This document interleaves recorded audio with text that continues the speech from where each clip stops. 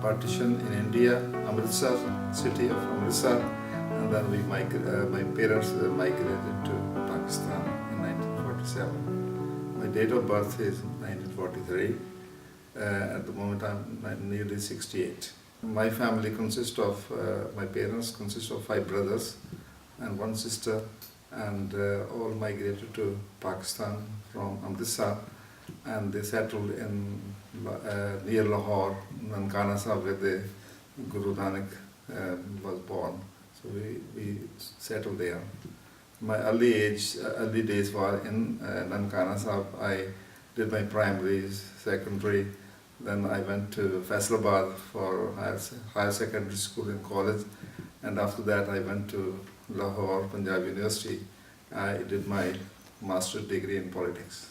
When I was in school, I used to be the president of one of the society, Islamic society, and my memories are that we used to go to, in the evening, to go to every mosque, deliver speeches, and during the day when we have time we used to go to the shops to, make appointment with the shopkeeper to learn Holy Quran over there. These were my early days, and we did very well at that time. Every night we used to were in the mosque having speeches, meetings, and convince other people to come to the mosque and say their prayers. That was my early days. I did not have any dream, any thinking. But when I went to university in Punjab University, Lahore, then I had a vision that this country may not be suitable for me, so I should go abroad and get more education. Then I made up my mind many years ago, before I came over here, that the aim is to go for further education outside the country, to the United Kingdom, wherever I can find a space. So then God actually, this will or this thinking came true when I came to United Kingdom in 1973. At that time I was thinking that I'm going to United Kingdom because that was arranged by me. And when I was coming up, I was not thinking that I will be here forever or for stay for a long time. It was only that I will get my education and then I will come back. But one of my friends who was in Jamaat-e-Islami over there, the youth, youth. I was also in that youth, Islamic Jamaat Tolaba it used to be called. Even now that organization exists. Hafiz Idris, these all people were our colleagues in Punjab University. And one of the friends was saying that you are going to Kafir country and you will change yourself. I said, hopefully I won't change. I will be better Muslim than I'm here. I came in London, and after 2 or 3 days I came to Glasgow. Okay. And after that somebody said it's better to go to London and do my studies over there. But I went there for a week, but I did not like that London area. It was a Southall kind of place. Then I said, no, this place is not for me. It's better to go to Glasgow. And I came over here, and very quickly I got internship into accountancy because I had a qualification. So I got a job within 1 week. You have to do very hard work in those days to live, because when I started this accountancy firm, they used to pay me about £6 a week, and that was not even enough to pay the rent. So I used to work from 9 to 5 in that firm, and from 6 o'clock to 11 o'clock I used to work at the petrol station to make some money for my living. And I used to work 7 days like that. I used to study as well after 11 o'clock. So that was very, very hard time at that time. I was working in another accountancy firm called Turner, Horton and Watsons. And from there, the turning point came to my life. From the accountancy firm, I used to get only £6, but working in Petrol station I used to earn about £21, something like that, as far as I remember. That was more than sufficient for me to live in. I was living with my uncle, and I used to pay, everything. The £6 is not enough even to pay rent, because I can't. I'm never dependent on anybody from the day one. So I was, have to work hard to, work in 2 jobs, and I have to send some money to my parents to Pakistan as well. So that was necessary to work. My main priority was my parents and my brother and another sister. They were young at that time, so I have to send them money so that they can live on and get educations and live properly over there. So I used to send regular money to them as well. After 7 years, I went to Pakistan. In 1979, I went 7 years. Yeah. By writing letters, because telephone calls were about £2 per minute, so it was not feasible to pay. So I used to write letter and used to wait their letter, and that goes on. They were writing, they miss me very much, because the parents' love is the most important, and I was the only eldest son in this country. So they were always waiting for I used to write some, poetries in Urdu as well, that, the missing loves, the kind of thing. And they used to write back. My younger sister, she's 15 years younger than me, and I had a great love for her. So I used to give them consolations, love, affections, and I will come back very quickly and then see them. They never asked, but they were always willing. They, was thinking that I will come, very quickly back, but it never happened. When I was working in the second firm after leaving the first firm, they gave me something like £22 per week, £23, which was more than double, more than 3 times. So I joined them. I was working there. It is a quite big firm. There were about 30-40 trainees, boys over there, boys and girls. And that manager who was responsible for all these trainees, he was paralyzed person. And he was sending all other people to the big jobs like, the Jaguar, big firms for auditing, and he was sending me those very, very small firms or keeping me in the office. And after working 6-7 months, I was annoyed, and one day it came into my mind that I should talk to him about this, why he is not sending me for more experience to the bigger firm.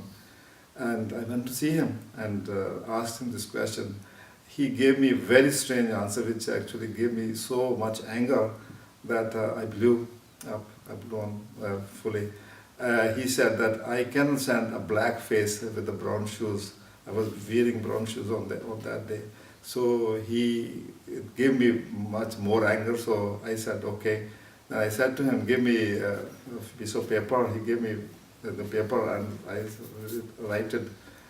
I wrote resignation and make a ball and throw it at his face. I said, oh, this is my resignation. From now onward, I will never ever work for as an employee in this country. I will make my own way. So I came back to the office. There was another gentleman sitting. His name was McMullen. So when he saw me, he said, Mr. Nabi, what happened to you? I told him the story. He said, you have done very well. I will be with you, and don't worry about it. We will start our own firm. So I came back to my flat, and from there I made up my mind that I will work my own. So I went down. There was a shop downstairs on Albert Road, and I spoke to that gentleman. He said, told him the story, and said to do my bookkeeping. So that was the first job I took, and then we started work in the flat. Mr. McMullen used to come with. 2 weeks we had about 9-10 clients, and from there we started our business. And he resigned as well after 2 months. So he joined with me, and we started this firm called Nabi McMullen Accountant at that time. That was a turning point. they were very nice, apart from this manager. They were very nice, very cooperative, and we were working harmoniously and together, cooperation, everything was fantastic apart from this gentleman. That actually, that was a turning point, and then I made up my mind that I will never work as an employee in any firm in this country. So I started, and there was no turning point, there was no back after that.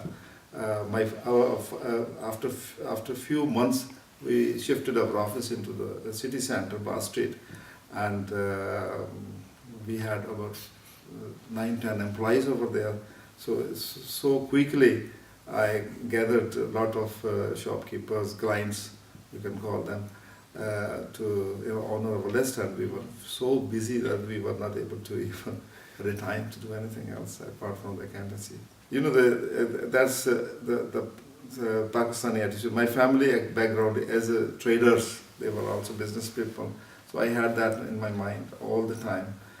So when I had some money gathered, saved money, I started buying properties. The first property I bought in Allison Street for £5,500 and paid cash. And after 2 years, I sold it for £16,000. And then it multiplied. I bought another property for £45,000. So it multiplied like that. So I had now 2-3 limited company property portfolios. Patience, the first quality, and also you should not become angry to anybody, and if you sustain a loss or mishappenings, never give in. Always keep your destination that you have to achieve this thing. You have to achieve your objectives, and you work hard for that. Okay. Sometime, but that was the anger helped me. Yeah, certainly. But that was the first time I became angry, and then I had another anger after some time. Mostly Asian, 95% were Asian, and 5% were English, because my partner, he also brought some clients. So Celtic clubs, these kind of social clubs, Celtic supporter club, Celtic football club. So he had some clients. So he was, because we were equal partners in there, so we had clients as well. I saw, for example, Global Videos. They were only one shop on Maxwell Road, and from there I saw their development. I saw Mr. Sarwar's development as well. They had a shop on Katkar Road.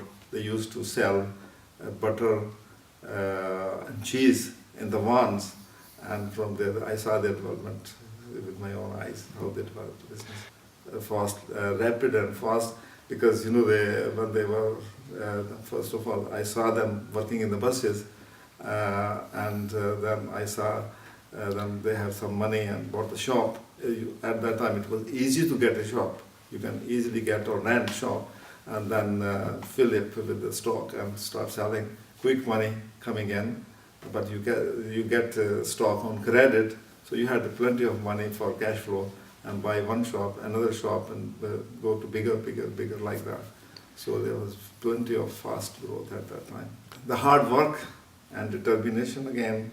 They used to work 18 hours, 20 hours. I saw in those shopkeepers, in those shops, our people used to have their wife and the children sitting, even newborn babies were at the back. They were feeding in the back, and they were working.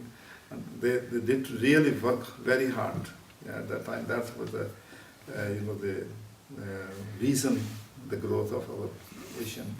They're hard working, and one of the beauty is in success in business, that if you are a good buyer of the stock, you buy cheaper and sell cheaper as well. So there's for competition purposes, you are cheaper than other shops, the local shops, and you make more money, although you are making the same kind of profit, but your growth is very rapid.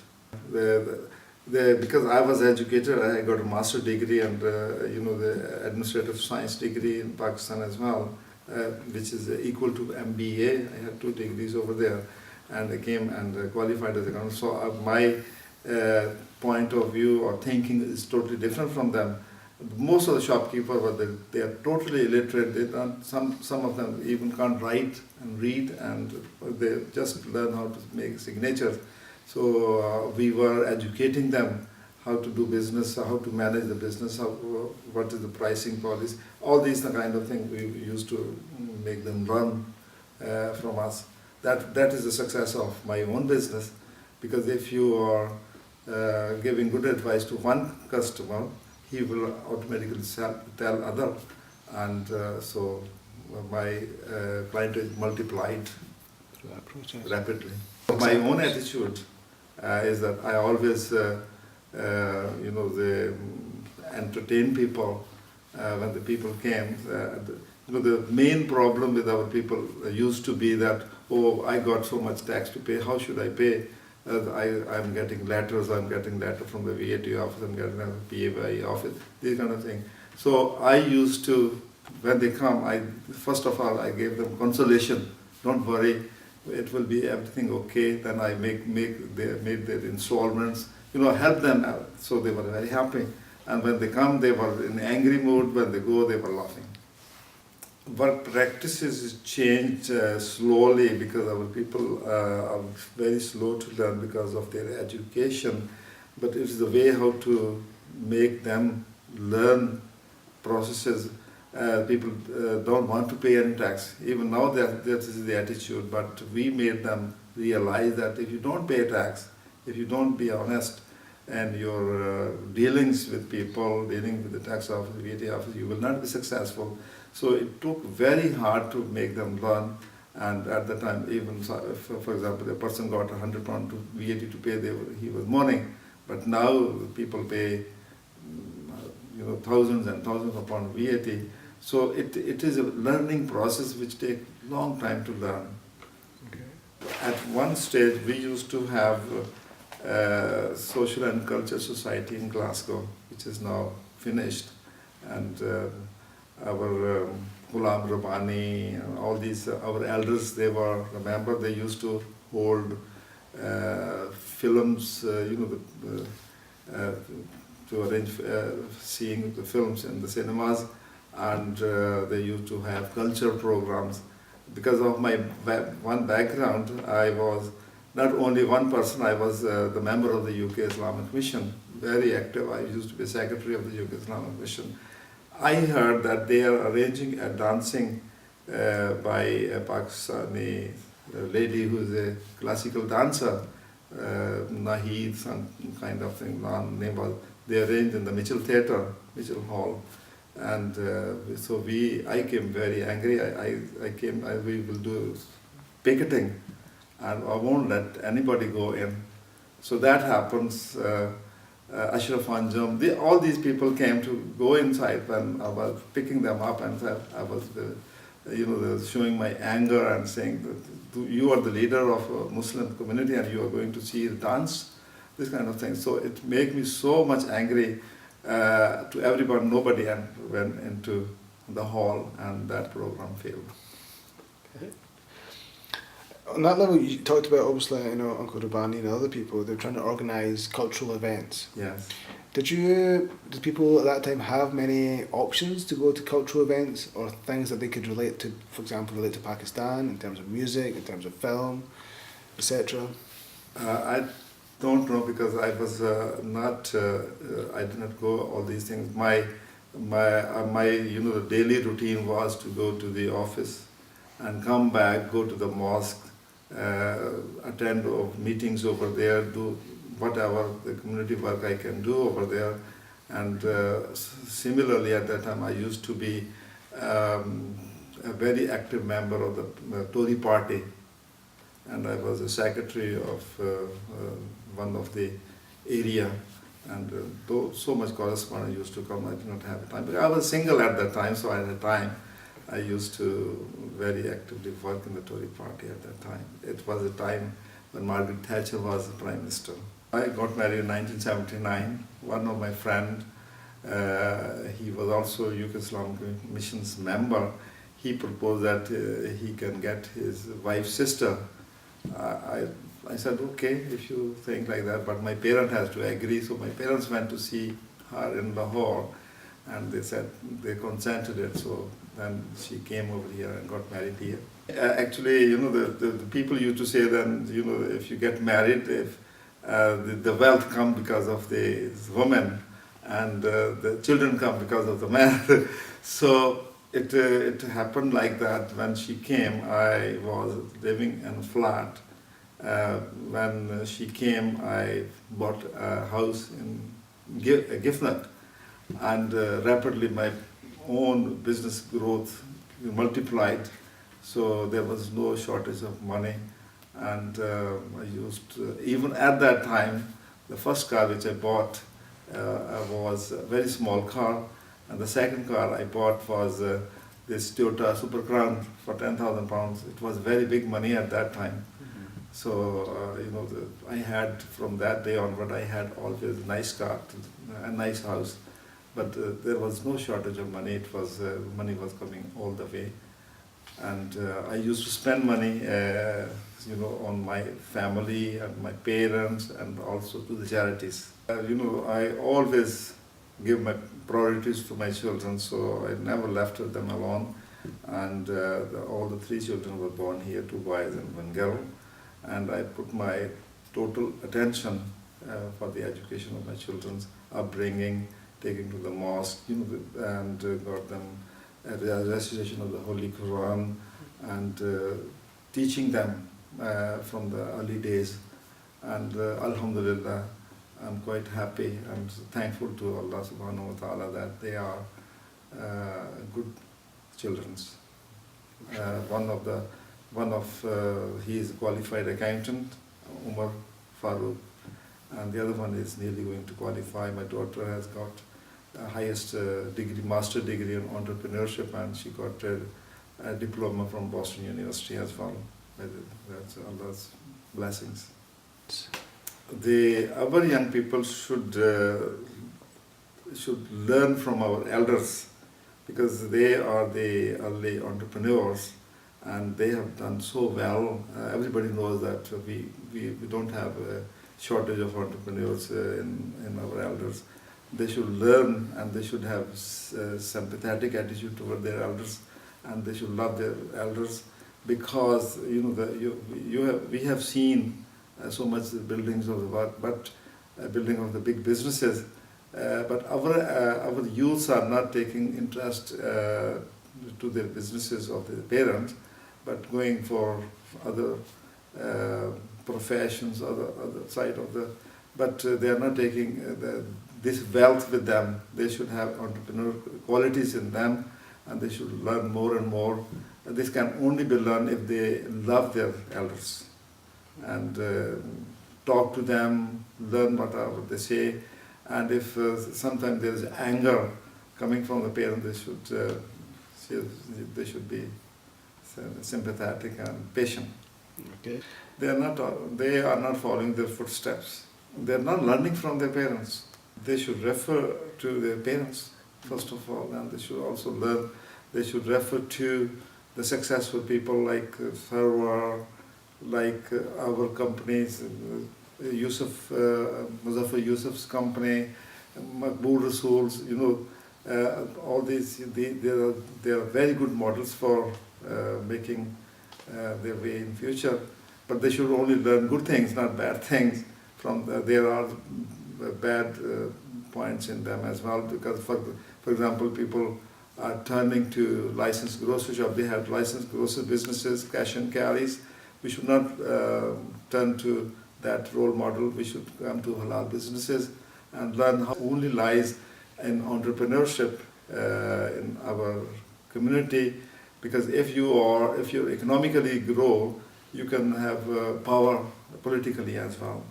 In Scotland, it is easier to follow religion because you have independence, and you have more time, because there is a competition in this country of other religions.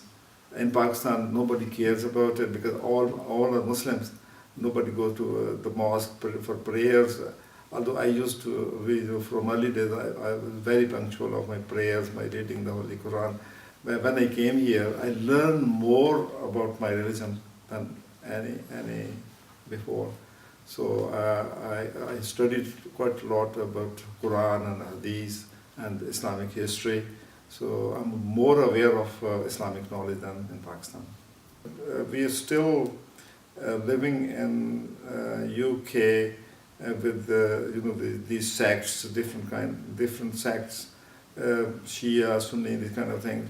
But I'm aware that our youths are learning quite a lot now. They don't care about these things. They only learn the basics of Islamic religion, which give us peace, equality, and everything. And that's the thing our new young children are learning. They don't like different sects. They want unity, which we have always, I myself preferred and spoke about it, unity of Muslims everywhere, and which gave us peace and equality and all these things. This project is very important because it will give you foresight for our youth to see how the older community has done, our elder has done, and this will make a very good example. They can learn quite good things in it, and they should avoid all the pitfalls which our old community has done.